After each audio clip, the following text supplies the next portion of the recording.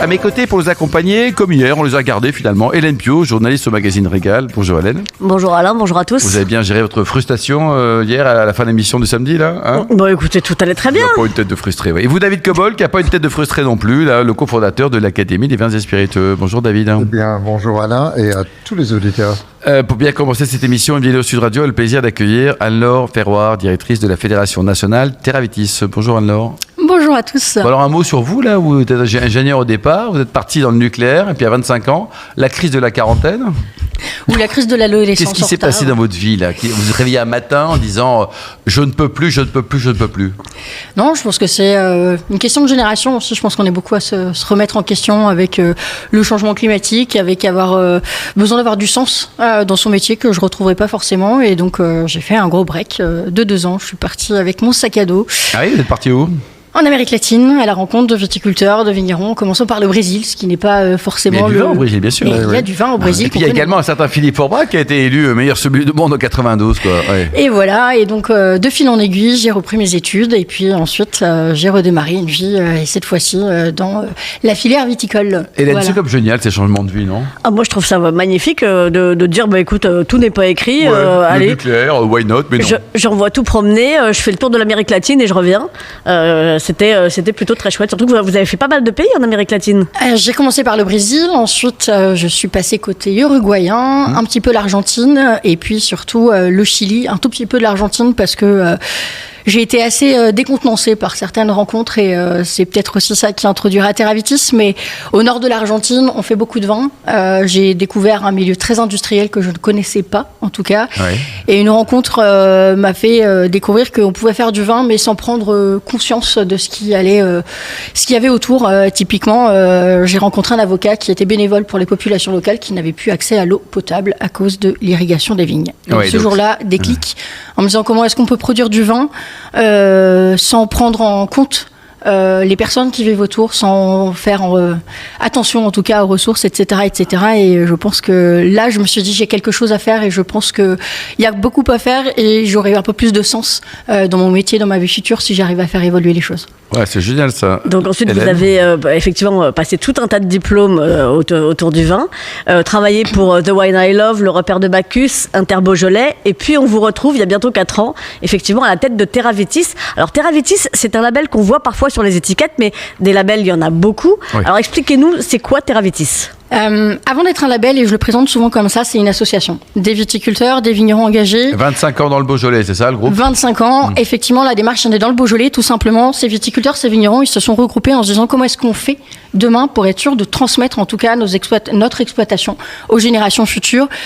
Quelles sont les initiatives, les alternatives qu'on teste pour protéger évidemment l'environnement, mais aussi tous ceux qui gravitent autour de l'exploitation. Et vraiment de cette démarche-là, de ces bonnes pratiques partagées, est née la certification Terravitis fondée sur les 3 piliers du développement durable et qui devient ce joli logo que vous trouvez derrière certaines bouteilles de vin qui sont issues de domaines engagés dans la démarche. Piliers. Les 3 piliers du développement durable, c'est un volet environnemental, prendre soin de la biodiversité, mais aussi de la fertilité des sols, etc., etc. Prendre soin des personnes qui gravitent autour, c'est le volet social. Je prends soin de mes salariés, mais aussi des consommateurs et des voisins qui sont autour de mon exploitation.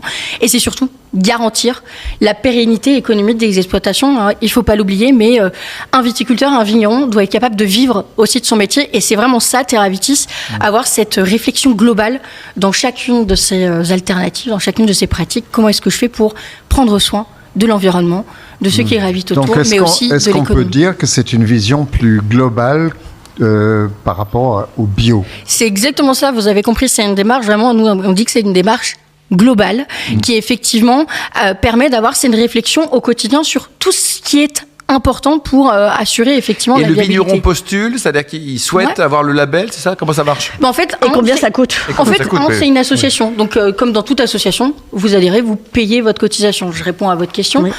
C'est fonction Combien ça de la coûte taille de votre exploitation. En gros, pour une exploitation moyenne, c'est combien ça 750 coûte euros. et qui contrôle? Parce que ça aussi, c'est important. 750 euros la cotisation moyenne. Ensuite, Ça, qui c'est quoi, contrôle par an ou par an? Par an, d'accord. C'est pas cher. c'est à la fois Enfin, des frais pas de cher, dossier, pas cher, d'annulation, David, etc. Mais c'est surtout un audit. Vous parlez de combien ça coûte et Oui. qui contrôle.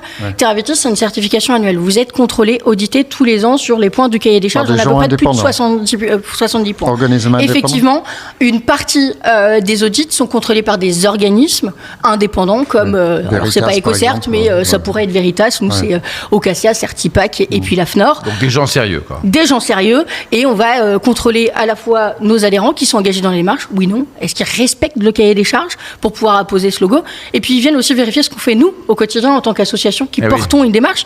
On n'est pas là pour donner à n'importe qui. Est-ce que ça fait une vendre certificat. marqué Teravitis sur une bouteille ou pas?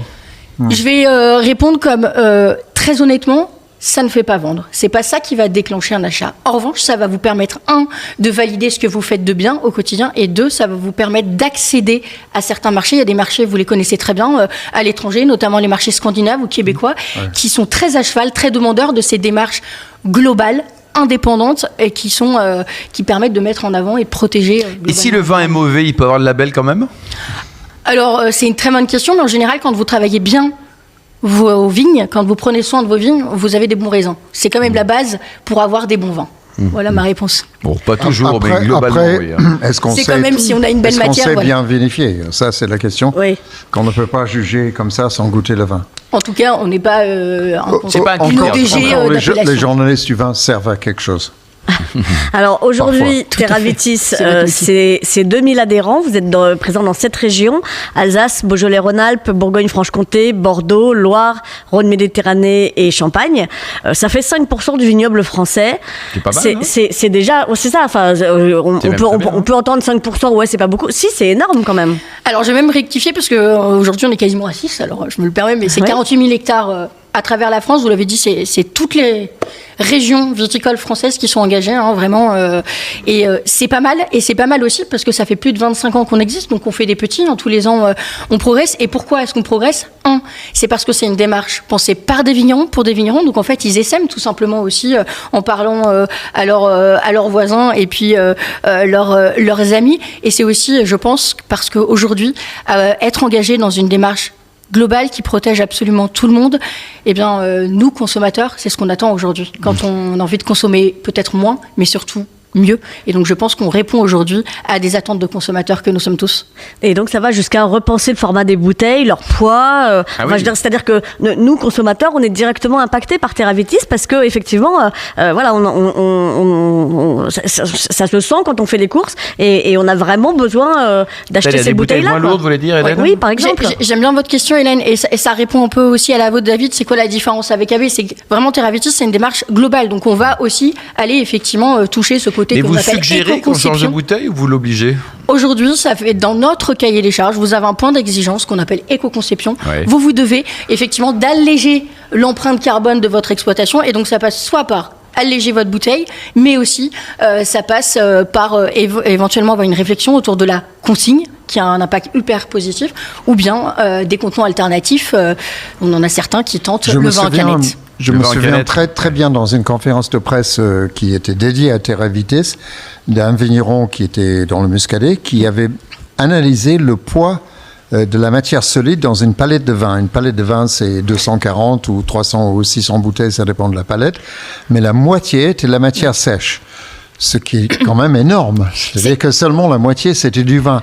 Et lui, il a réussi à réduire ça à 10%, je crois, de mémoire. Et vous avez raison, parce qu'en fait, 50% de l'empreinte carbone d'une exploitation provient tout simplement du conditionnement. Et le conditionnement, c'est quoi? C'est la bouteille, mais pas que, ça peut être les cartons, bravo, etc. en tout etc. cas, D'où le fait qu'on alors, s'y il y a intéresse. Teravitis dans d'autres régions viticoles, dans d'autres pays, en Espagne, en Italie, tout ça ou pas? Aujourd'hui, c'est une démarche qui est 100% française, Ah mais oui. ça ne veut pas dire, en tout cas, qu'on pourrait pas se développer, en tout cas, Oui, c'est une bonne ailleurs. idée, parce que Il doit y avoir d'autres esprits à peu près pareils ailleurs. Effectivement, il y a d'autres démarches à l'étranger. Aujourd'hui, on est exclusivement présent sur le France, territoire français, mais on a des demandes étrangères régulièrement. Bon, Il y a génial. déjà du boulot ici. Ouais. Voilà. Le site internet pour en prendre renseignement, alors Terravirtus.com, vous saurez un peu plus sur notre démarche et puis aussi vous aurez la liste des domaines qui sont à proximité de chez vous, qui en parleront bien mieux que moi. Ouais, N'oublions c'est pas bien, que c'est une bravo. démarche Allez, de 20 vigneron. sur 20, Anne-Laure. Bravo Anne-Laure Ferroir, David Cobol et Hélène Pio.